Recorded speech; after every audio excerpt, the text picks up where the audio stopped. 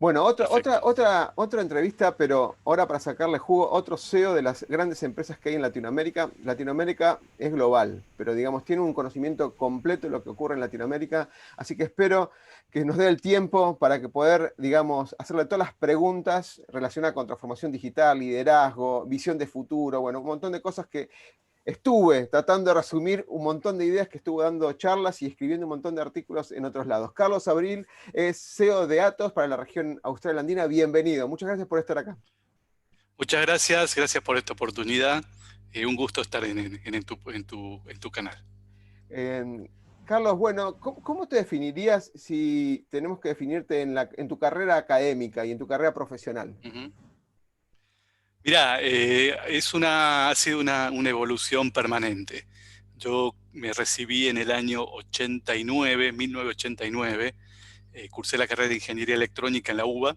Inicialmente me había anotado en Ingeniería Civil, porque quería seguir Ingeniería... en realidad quería ser piloto. Y mi primera idea fue ser ¿Piloto de avión, piloto de aerolíneas de avión. pasajeros, digamos, Piloto de avión, sí, sí, sí. Y un amigo de la familia, que era de la Fuerza Aérea, bueno, se acercó un día para charlar conmigo, me vio lentes de 3,5 y me dijo, flaco, no, pensá otra cosa, porque piloto no es lo tuyo. Así que me anoté y me propuso ingeniería, en ese momento ingeniería aeronáutica o ingeniería nuclear, que se cursaba en el Balseiro, pero tenías que hacer primero ingeniería civil, ¿sí? Y me anoté, me inscribí en la UBA, fui la última camada que rindió examen de ingreso y que tenía cupo, ¿sí? No solo examen de ingreso, sino cupo. Ingresé en el 83. Después vino un año más de ingreso sin cupo y después al año siguiente lo que era el ciclo básico común.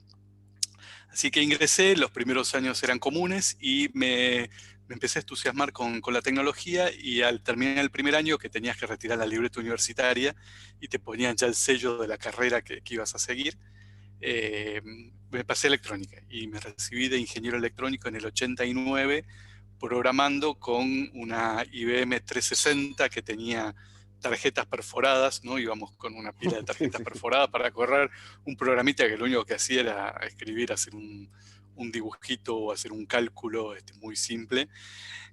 Y me acuerdo que por hacer ingeniería electrónica y estar en una especialidad que era computadores, pude tener acceso a lo que era el Santo Santorum de la facultad, que era una microvax que había sido donada por una empresa y con la cual ya se programaba en Unix y se programaba sobre estado sólido, así sobre una memoria que después la borrabas con luz ultravioleta para poder reutilizarla, ¿no? Qué Así que grande. me recibí de ingeniero electrónico. Mi primer trabajo fue una beca en una empresa siderúrgica en Campana, en donde estuve como joven profesional. Después de ahí no me gustó quedarme a vivir en Campana, así que me vine para Buenos Aires de vuelta y ingresé a una empresa de biomedicina. Y era una empresa súper interesante. Fabricábamos marcapasos, grabadores Holter, y se estaba pasando de lo que eran los equipos electromecánicos a los equipos full electrónicos, así que viví ahí una etapa de cambio, ¿no? Y como la ley de Moore, la carrera fue creciendo exponencialmente y actualizándose exponencialmente, ¿no? Después de ahí ingresé en Siemens, en sistemas de telefonía. Siemens en esa época estaba en pleno auge con todo lo que era el plan Megatel y todo lo que era la privatización de las telefónicas, con lo cual había muchísimo trabajo para actualizar y modernizar las redes de telecomunicaciones. Estuve después 2 años en Alemania, en el 96 al 98, trabajando en Siemens Alemania. Y cuando volví, Siemens había adquirido una compañía nueva de informática y en uno de los planes de formaciones me interesó el tema informático, porque ya empezaban a aparecer las primeras lucecitas, ¿no? De algún emprendedor que hablaba de voz sobre IP. Entonces, de tener una central telefónica que te ocupaba una habitación como esta, de repente tenías un servidor, ¿no? Que Claro. te reemplazaba todo eso. Y me acuerdo que me pasé a esa compañía que era Siemens Business Services y mis compañeros de telefonía me decían, no, ¿cómo te vas a ir a una empresa de sistemas? Dice, no es nada, es aire, dice, esto Claro, es sólido, ¿no? Bien, lo importante son los bien, fierros, decían. Lo importante son bien los fierros. alemán, bien sólido, ¿no? Si veías el gabinete, ¿viste? Hecho de acero, con las fuentes, con redundancia, redundancia de la redundancia. Y me pasé a sistemas y ahí comencé de cero prácticamente porque no tenía formación en sistemas, ¿no? Yo tenía una formación en electrónica. Cuando estuve en la empresa de biomedicina, diseñaba los circuitos impresos con un software y después con los componentes discretos los ponía en la plaqueta y los soldaba. Y Claro. después los probaba bueno, primero los diseñamos en un protoboard, ¿no? Algo muy antiguo. Probamos los diseños en el protoboard, después los pasábamos a la plaqueta, los soldábamos y los medíamos con un osciloscopio y los probábamos nosotros, ¿no? Nosotros nos probábamos los marcapasos, nos probábamos los grabadores Holter, era toda una época súper divertida, ¿no? Pero tiene sus etapas, ¿no? Tiene sus etapas y fui evolucionando hacia lo que era más comercial, ¿no? Es decir, de la parte técnica me saqué el gusto de estar en una siderúrgica y meter mano en motores y meter mano en PLCs y componentes. Después pasé a una más de electrónica, donde armaba las plaquetas, las soldaba, las probaba, les hacía el mantenimiento, y después ya fui evolucionando más a las áreas comerciales, en lo que es el producto, el diseño del producto, después los proyectos, y así entré en el área comercial. Y bueno, tuve la oportunidad que me dieron cuando volví de Alemania de hacerme cargo de un área de negocios, y ahí ya comencé una carrera bien enfocada a lo comercial, Comercial y estratégico, terminando, digamos, ¿no? claro, cada vez más vas saliendo, digamos, de lo operativo, empiezas a tener una visión más amplia, no solamente de lo técnico, sino de lo técnico y lo comercial, después en lo financiero, que en Argentina, si no tenés un conocimiento financiero, económico, estás muerto porque No, no está claro. funciona ninguna de las recetas que te bajan de una multinacional, Para ¿no? ponerlo en términos amables, te pone desafíos todos los días, digamos, este continente. No, totalmente, totalmente. Lo que aprendes acá en un mes es lo mismo que estar trabajando en Europa 10 años, ¿no? Así, Realmente. todos los días tenés cambios de regla de juego, cambios de los impuestos, inflación, devaluación, variación de los costos, proveedores que no te cumplen, bueno, cosas que te hacen que estés permanentemente dinámico y súper enganchado y tocando temas distintos, ¿no? Yo me acuerdo que mis jefes en Europa eran súper especializados y eran súper expertos en un tema súper finito de un tema tecnológico o de un tema de estrategia, ¿no? Pero faltaba gente que tuviera esa visión y que pudiera tocar varios temas al mismo tiempo y hacer funcionar un negocio, ¿no? Que es en el fondo la composición de muchísimos elementos y de muchísimas personas con diferentes perfiles y diferentes capacidades. Carlos, si tú, primero te felicito porque ingeniero en electrónica, yo fui ingeniero en sistemas, me recibí en ingeniería de sistemas en la UTN, pero Ujú. siendo las dos carreras más difíciles cuando yo estaba analizando en su momento era ingeniería electrónica e ingeniero químico. Eran las dos más difíciles que había siempre y hubo y siguen siendo dos carreras muy difíciles para hacerlo. Así que felicitaciones. Y encima en la UBA también, Gracias, sí. seguramente tuviste profesores interesantes, ¿no? O sea, que habrán presionado. Tuve muy buenos profesores que después me los he cruzado como directores o gerentes de áreas en clientes, y todos te dejan su huella, ¿no? Sobre todo todos los profesores, pues, digamos, le ponen mucha pasión, mucha dedicación y aprendes mucho, ¿no? Aprendes mucho. Y después, yo venía de un colegio, había estudiado en un colegio privado, era bachiller, con lo cual no tenía el hándicap de los que venían de colegio Técnicos, claro. técnico, no tenía el hándicap de los que venían de una escuela pública, con un poco más de calle y de manejarse en forma más autónoma, así que te Un pegás ese golpe los aprendizaje primeros total. años. Sí, sí, Un sí, sí, sí, sí. aprendizaje total en todo sentido. Sí, sí, sí, sí, sí. Carlos, contaste que tuviste la relación con la parte biomédica y demás. ¿Cuál crees que fue, más allá, no sé si fue ese, pero cuál fue tu punto de innovación, tu primer contacto, como decís, logré esto en cuanto a innovar? Innovar me refiero no solamente a ser creativo y ensamblar y tener ideas, sino de impactar en un contexto social, el que fuera, puede ser la empresa, puede ser una sociedad, puede ser un segmento de clientes. ¿Cuál crees que, no en la Sí, parte estratégica, operativa, cuando estuviste en la sí, parte sí, sí, operativa? sí. Mira, ahí tuvimos un punto que era, nosotros vendíamos productos tecnológicos a médicos, ¿no?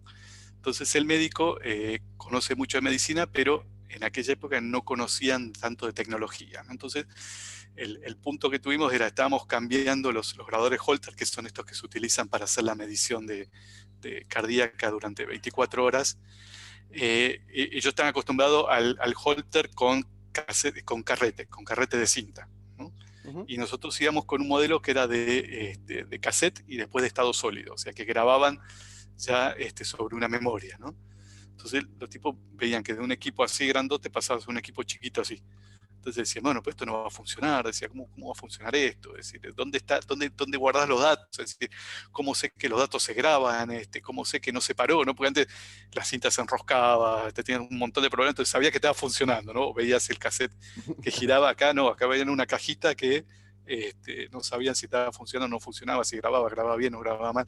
Así que ahí me acuerdo que hubo todo un cambio cultural, se hacían muchas presentaciones en las dos sociedades que había de cardiología, no me acuerdo los nombres, pero eran River y Boca, ¿no? Las dos se competían con los congresos y competían con los lanzamientos que hacían y los especialistas que tenían, y nosotros íbamos haciendo nuestra siembra, teníamos nuestro puestito donde explicábamos, lo probábamos, le mostrábamos, y ahí hubo un cambio importante, me acuerdo, que fue uno de los primeros cambios tecnológicos importantes dentro de esta especialidad que era cardiología, ¿no?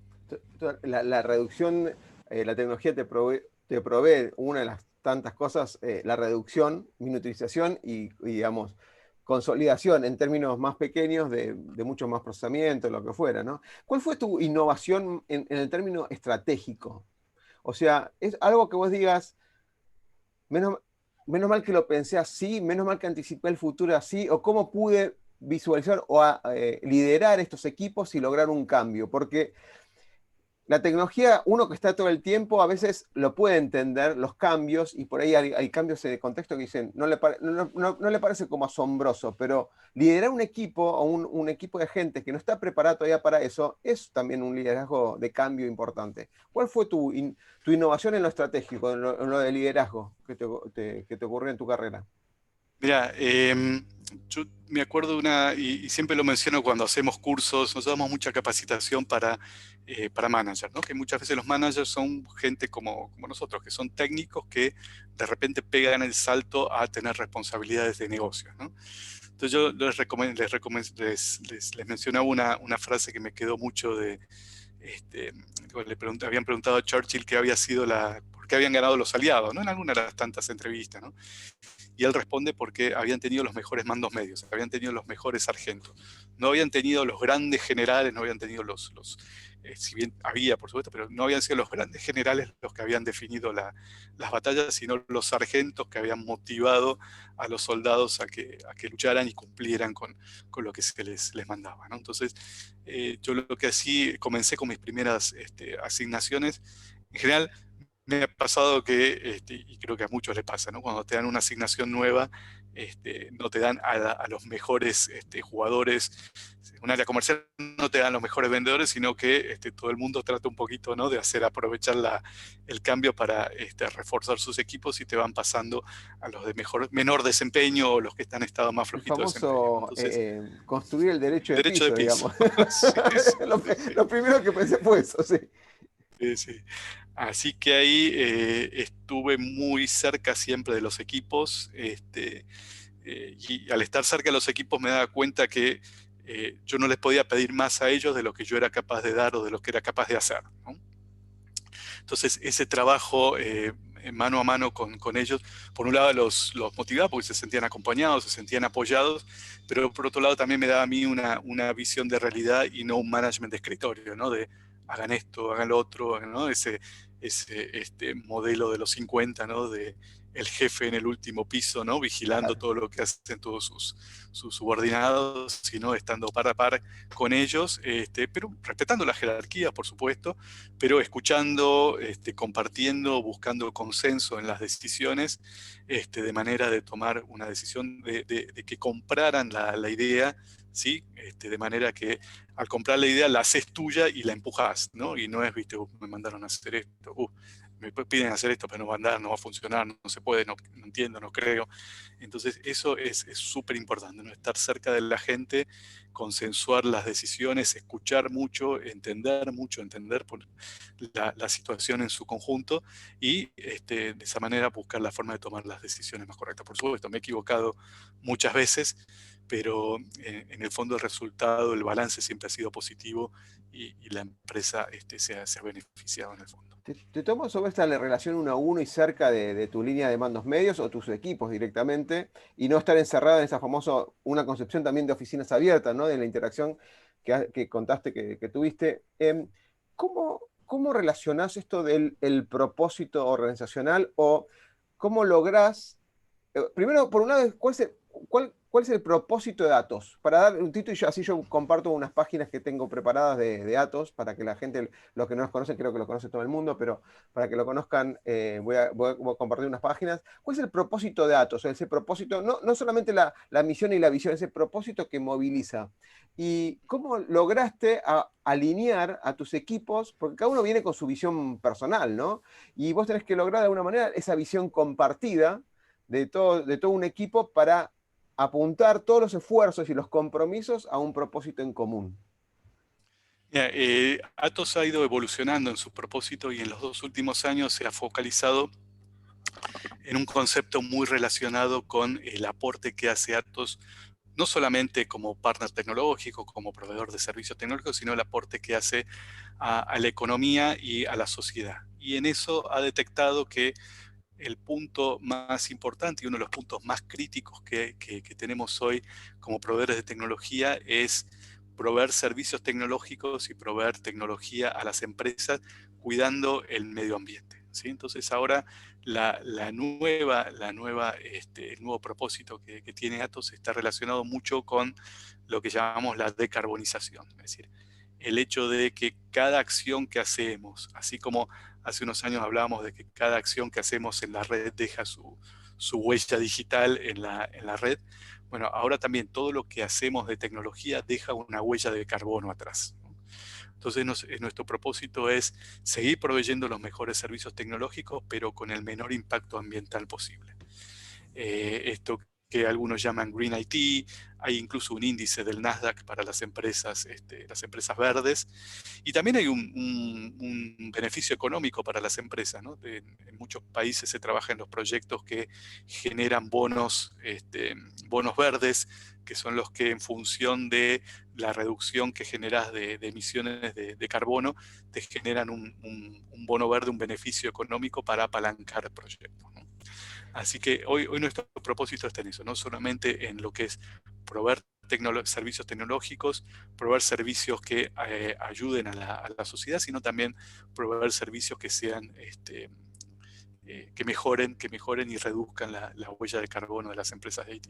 Hace poco me Totalmente. preguntaron, bueno, pero ¿cuánto impacta eso? Bueno, hoy las empresas de IT generan un 10% de las emisiones globales de carbono, ¿no? Lo cual es un montón, ¿no? Si pensamos que aparte tenemos los automóviles, tenemos todo lo que es la explotación intensiva agropecuaria, tenemos todavía un montón de industrias que generan a base de carbón, generación de energía a base de carbón, un 10% de la industria de IT es mucho.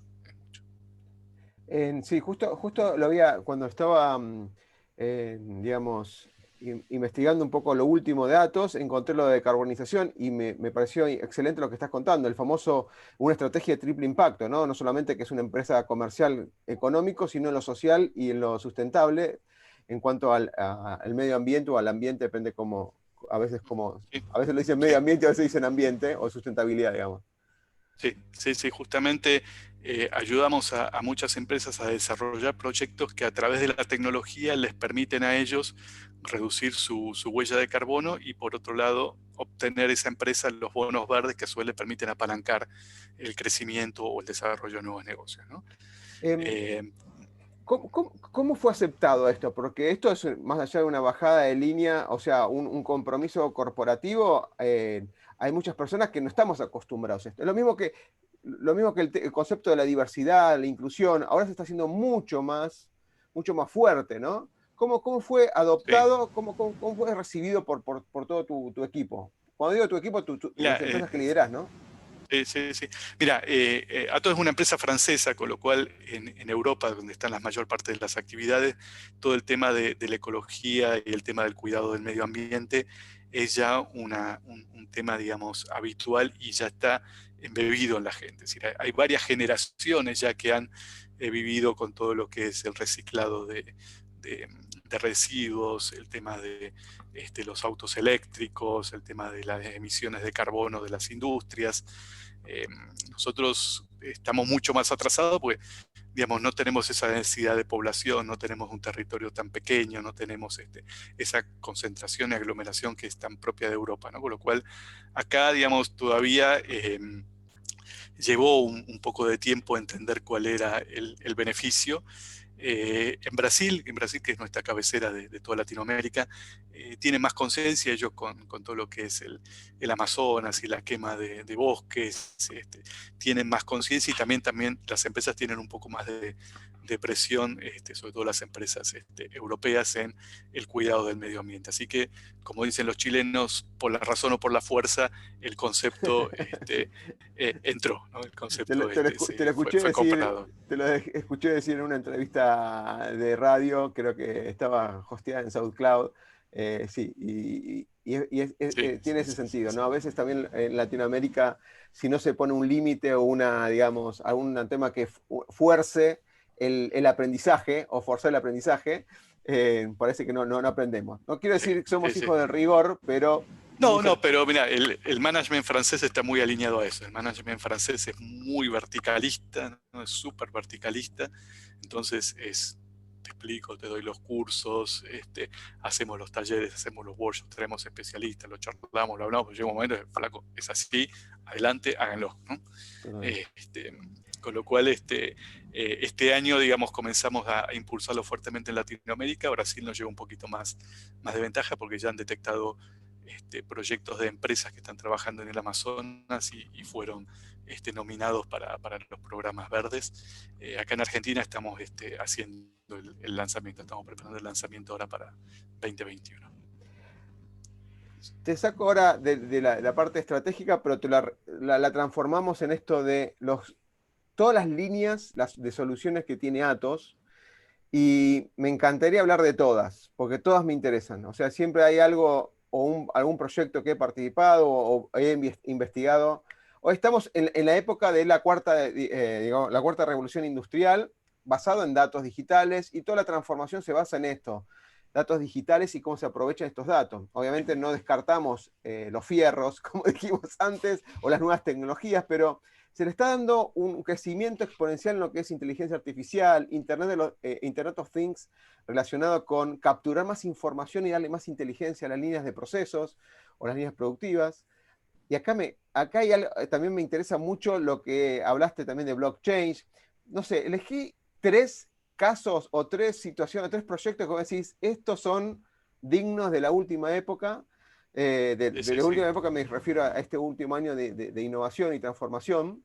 Y que me cuentes un poquito, ¿qué se logró con la tecnología? No quiero la parte tecnológica que me explique qué es cloud computing, qué es blockchain, eso no, porque casi toda la audiencia lo conoce perfectamente, sino cómo se logra impactar un negocio y se logra cambiar el modelo de negocio, o bien cómo se logra traer beneficios al modelo de negocio. Seguro. Sí, a ver, nosotros hace unos años atrás comenzamos con toda una evangelización de lo que era la importancia de los datos, por un lado, para convertirlos en información, pero también alertando de, ojo, cada vez vamos a tener más datos, los datos incluso siguen la famosa ley de Moore en cuanto a cómo evoluciona y cada año y medio se duplica la cantidad de datos que están almacenados. Para el año próximo, nuestra proyección es que vamos a estar ya en el orden de los zettabytes, Z con Z y doble T, Sí, sí, que correcto. es un número que equivale es más grande todavía que la cantidad de estrellas que se supone que tiene el universo, ¿no? Con lo cual es un número imposible de imaginar, ¿no? De conceptualizar de lo que es esa cantidad de datos. Entonces, no alcanza con almacenar datos, ¿no? Porque digamos, almacenamos los datos, pero ¿para qué los quiero? Si no los Esa convierto en es la información, pregunta clave. ¿no? ¿Para qué Sí, almaceno si no le encuentro un sentido? ¿Para qué voy a armar sí, un data lake en lugar de un data warehouse? ¿para qué si no tengo? ¿Cuál es el sentido? Claro, esa es la gran clave de este último tiempo, Carlos, porque tenemos la tecnología y demás, pero a veces no tenemos la inteligencia estratégica como para poder utilizarlo. Sí, sí, sí, como el avaro, ¿no? Que junta dinero, pero vive al día en una choza, ¿no?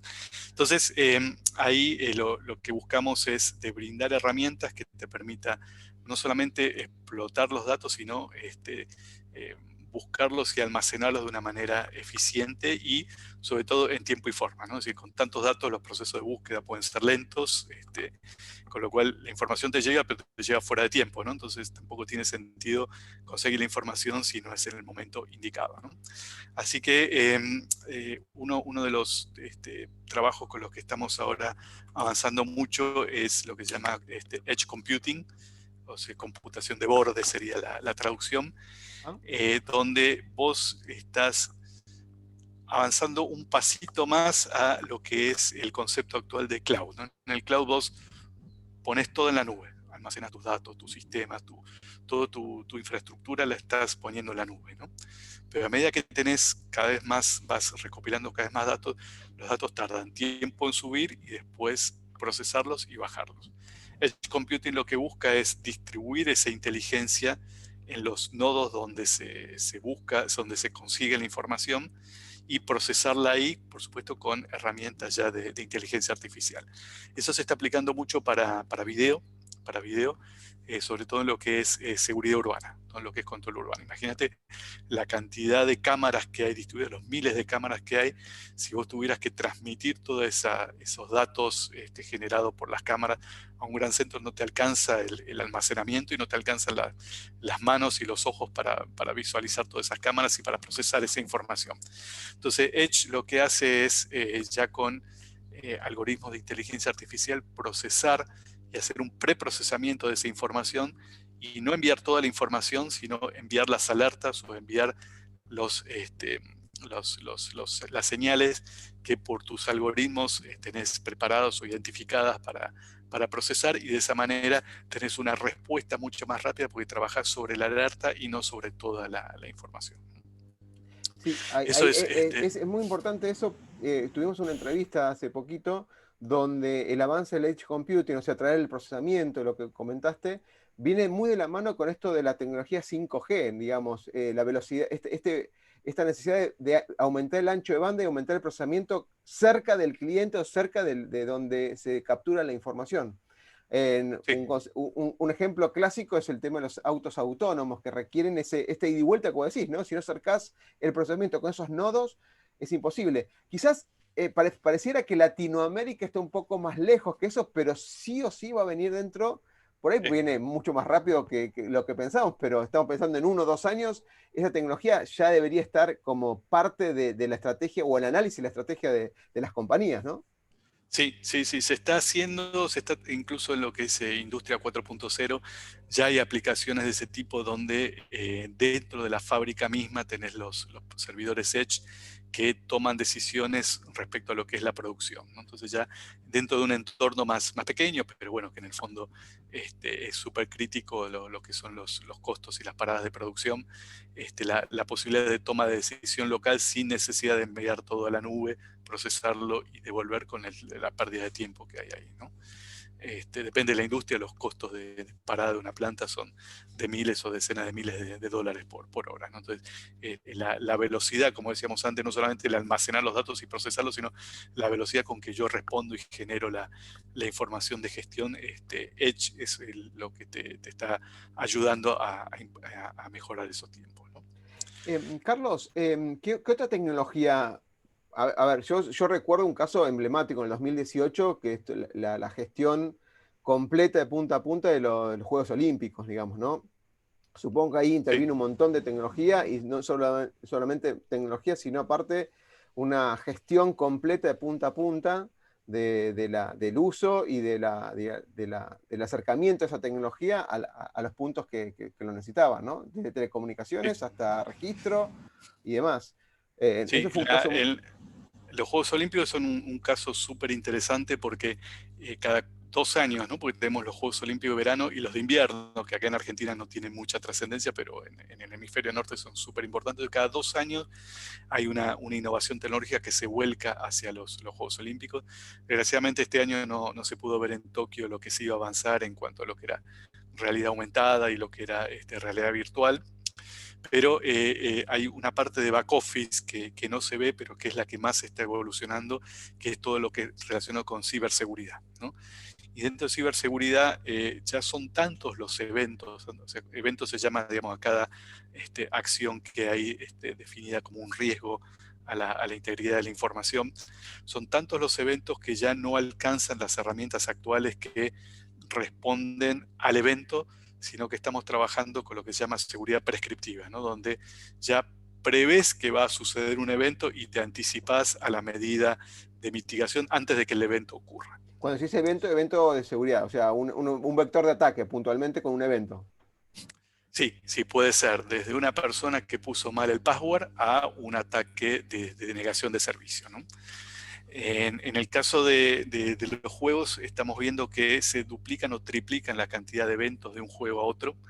El último de los grandes juegos, que fue Río en 2016, tuvimos cerca de 500 millones de eventos de seguridad en los 18 días que duran los juegos, ¿no?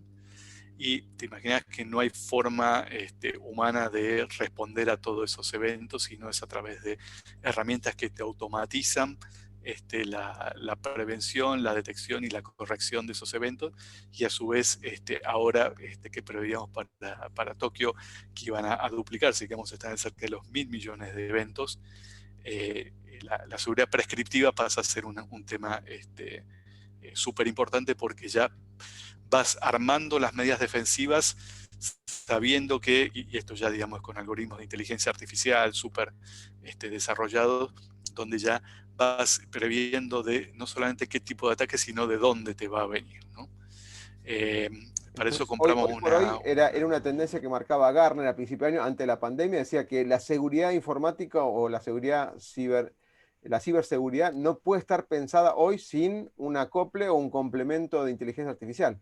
Porque para predecir y analizar un montón de cosas necesitas inteligencia o algo algorítmico que empiece a analizarlo, si no es imposible.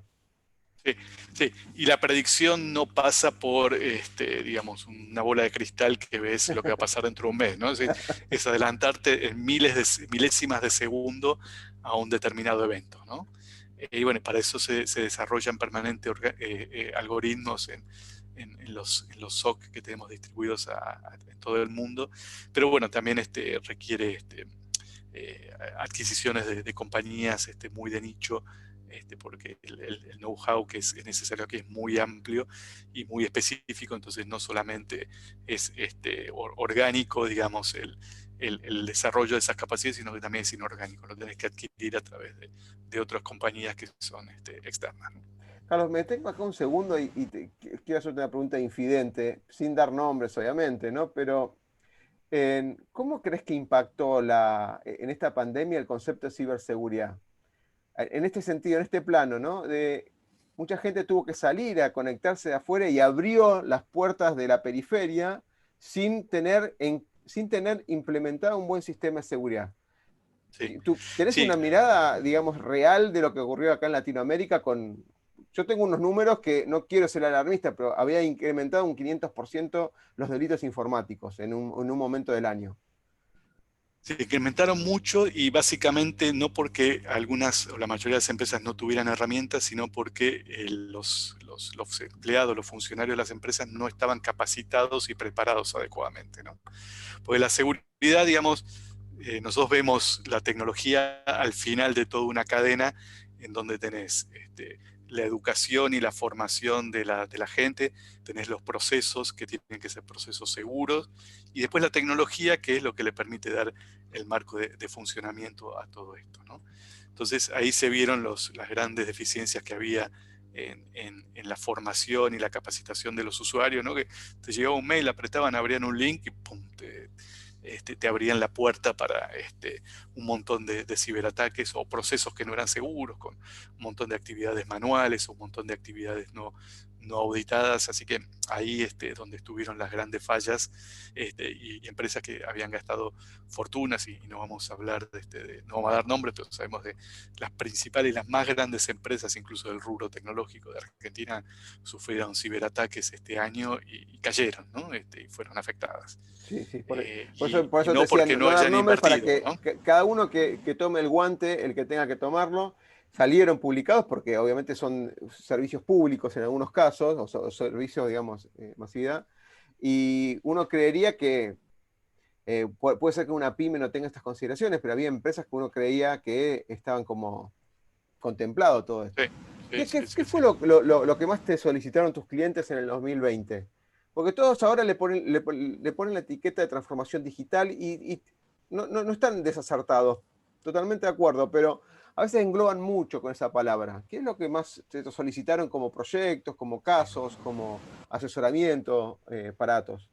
Sí, mira, a principio de la pandemia, lo que más surgió como necesidad fue lo que era la continuidad operativa, ¿no? Es decir, garantizarle a las empresas que iban a poder continuar operando con su gente distribuida en muchos lugares, ¿no? Y no estaban preparados, muchos no estaban preparados, o porque no tenían la suficiente cantidad de acceso, o porque no tenían eh, herramientas para hacer acceso remoto, tanto de lo que es como identificación, sino también en cuanto a lo que era la seguritización de los vínculos, de los enlaces y de los accesos. Eso fue una primera etapa que, en conjunto con lo que fue la provisión de hardware, ¿no? Todo el mundo salió a comprar notebooks. No es nuestro foco, pero después esa notebook tenía que cargarle la imagen de la empresa, tenía que darle la accesibilidad, y después tenías que garantizar de que funcionara, ¿no? El No es mantenimiento. menor, porque por ahí no es innovación tecnológica, pues digamos, implementación operativa de la continuidad del negocio, sino si Sí, no sí. tienen algo, digamos, seguro para poder interactuar con la empresa, ese puesto está sin operar, Sí, básicamente. sí, sí, sí. El Estado, por ejemplo, fue una de las grandes víctimas porque no estaba preparado para trabajar en remoto, y tiene sistemas que no están preparados tecnológicamente para ser abiertos, ¿no? Para tener accesos simultáneos de muchos usuarios, o una infraestructura segura que te permita abrir hacia el mundo exterior tu información, ¿no? Las empresas privadas, bueno, en ese sentido muchas ya estaban preparadas, otras tuvieron que completarla para el resto de su staff. Y después las herramientas de comunicación colaborativa, ¿no? No solamente una como la que estamos usando ahora, ¿no? Que te permite transmitir voz y video, sino lo que es fundamental, lo que era el compartir documentos, el interactuar con información, y compartir esa información, y que no se generara una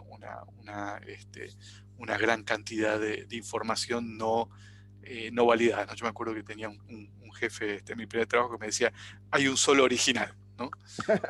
Cuando empezás a trabajar con un montón de versiones de documentos, y que te la mandé por mail y que no vi el mail y te mandé el mail anterior, bueno, repositorios de datos, seguimiento de versionado de los documentos, bueno, eso es lo que forma parte de una herramienta de comunicación colaborativa. Totalmente. Vos, El ambiente colaborativo, voy a dar un nombre, por ahí que es Microsoft, no tiene nada que ver, pero un Teams, digamos, donde de alguna manera tienen su file servers, donde están el original, pero después hay un conjunto de chat, mails y un montón de cosas que se sí, abren, que si uno sí, no sí, está sí. regulado y organizado, como decís vos, van a aparecer muchos originales o muchas copias de ese Sí, sí, original. sí, sí.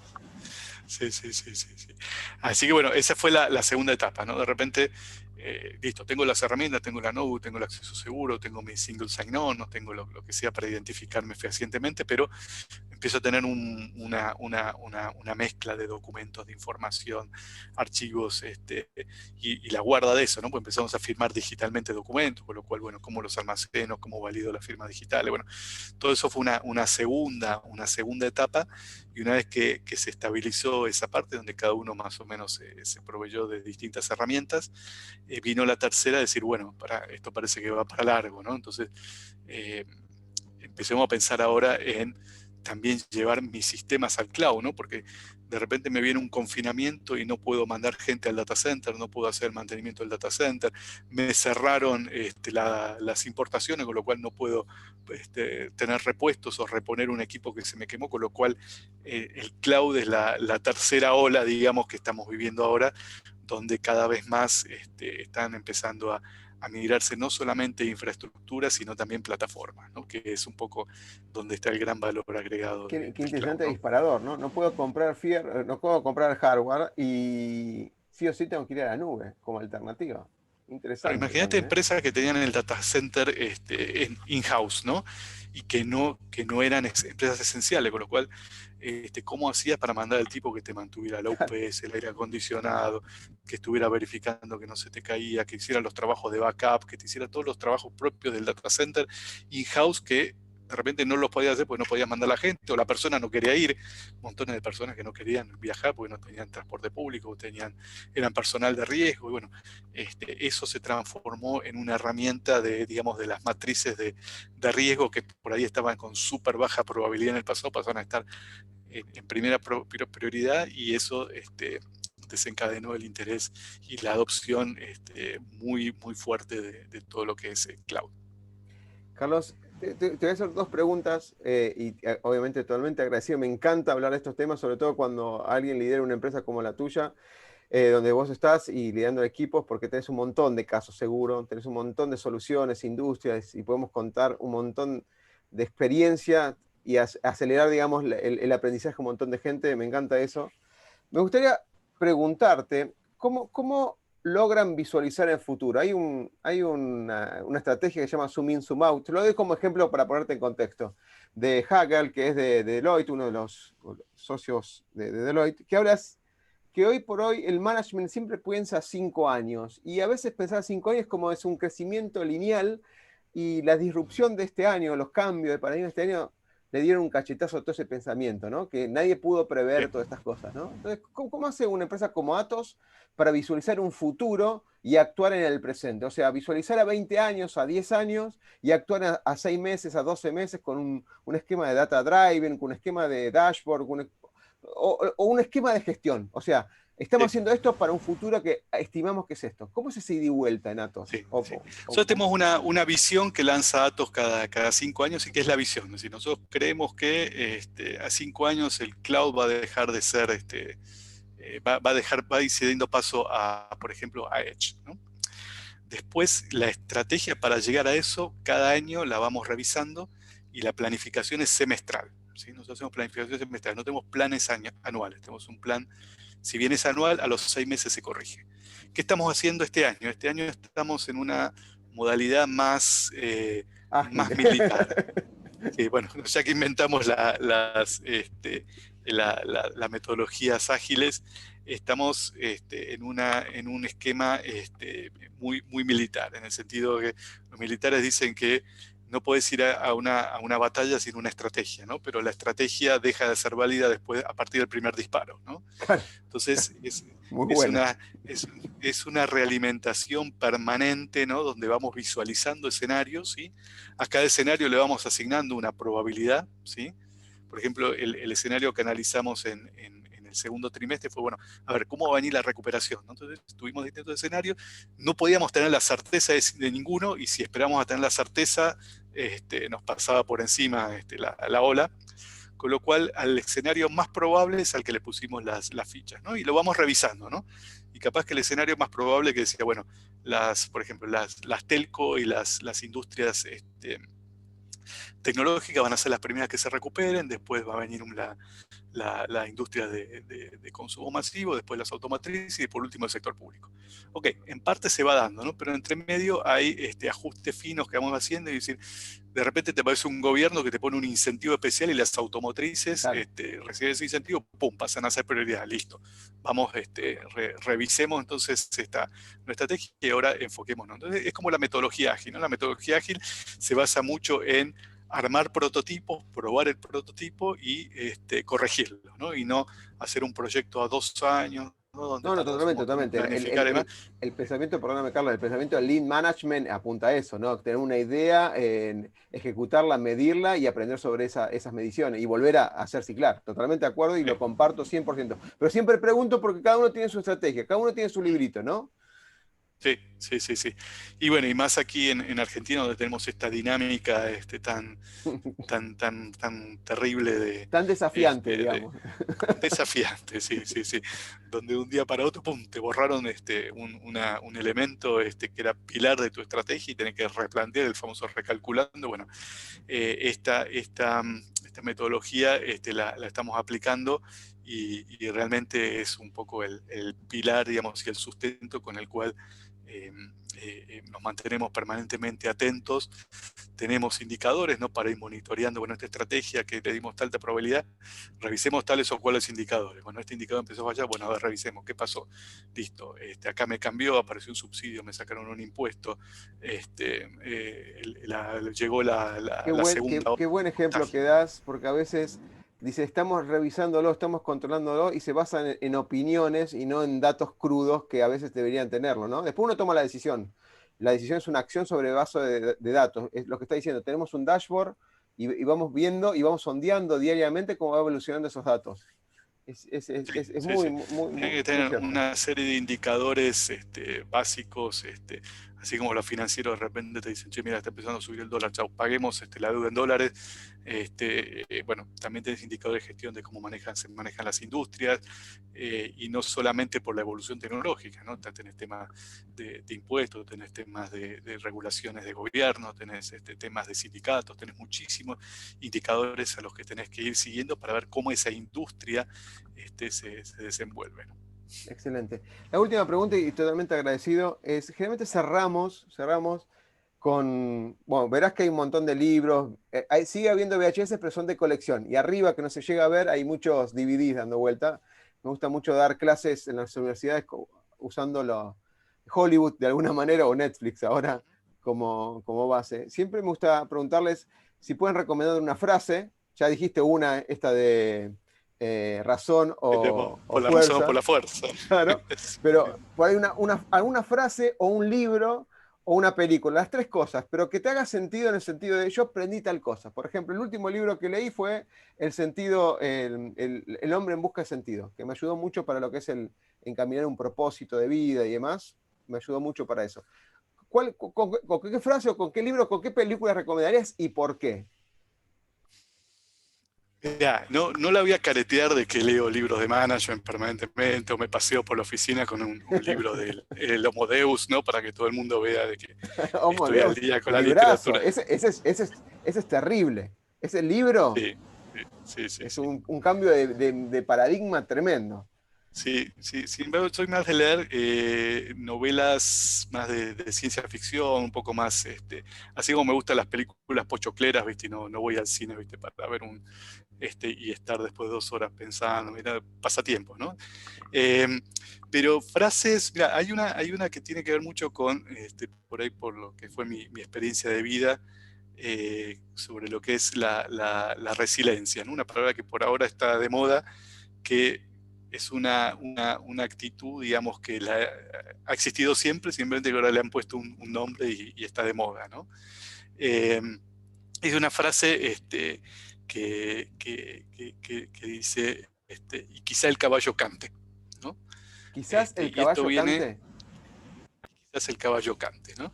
Esta es una historia, digamos, que dice que había un preso, ¿no? Que lo habían condenado a muerte, ¿no? Entonces lo están llevando esposado al cadalso ahí para cortarle la cabeza y se cruza con el rey, que pasa a caballo cerca de donde lo estaban llevando, ¿no? Entonces el tipo se acuerda de que el rey estaba enamorado de su caballo, entonces empieza a gritar, su majestad, dice, qué hermoso caballo tiene, ¿no? Y el rey lo mira así medio de costado y lo empujan para que camine, ¿no? Y el tipo dice, sabe que su caballo es perfecto, pero yo le puedo enseñar a cantar, ¿no? Entonces el rey ahí se para, ¿no? Entonces dice, ¿cómo? ¿Usted puede enseñar a cantar? Sí, sí, sí.